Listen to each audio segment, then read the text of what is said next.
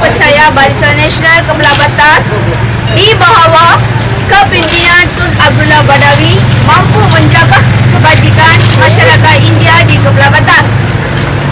Oleh itu, kami telah sebulat suara membuat keputusan akan menyokong sepenuhnya calon Parlimen Kebelah Batas Datuk Seri Rizal Marakan dan calon Ketua dari Surat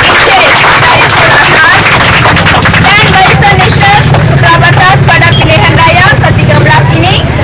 Akhirnya, hari ini juga kami akan menyerahkan memorandum sokongan kami yang telah ditandatangani oleh masyarakat India kepada Wakil Barisan Nasional Kebelah Batas.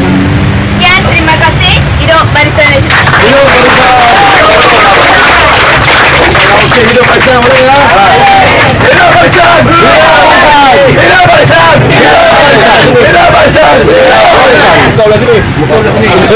Sekali. Hidup Barisan. Hidup Barisan. Hidup Barisan. Hidup Barisan.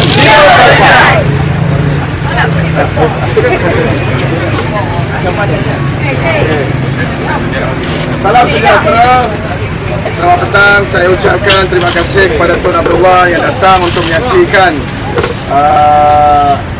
hari yang cukup sejarah kepada kita di sini dan penting kerana ada kelompok kecil kaum India yang ada dalam kampung Kobil yang dahulunya tuan-tuan tahu ini merupakan parti keadilan rakyat ataupun Pakatan Rakyat.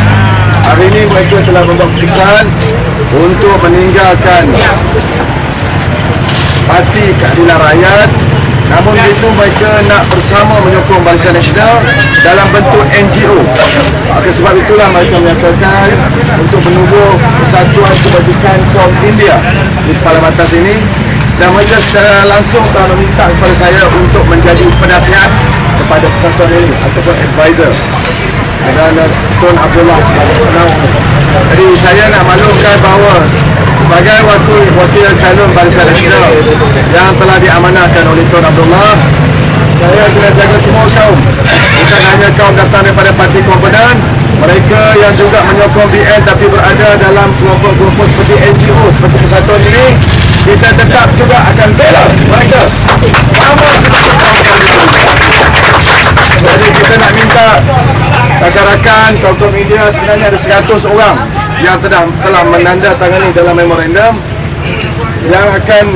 yang benar-benar aktif adalah terdiri daripada mereka yang ada di sini, dan ini adalah manifestasi sokongan yang semakin meningkat di kalangan kaum India, terutamanya dalam kawasan Kepala Batas terhadap Barisan Nasional.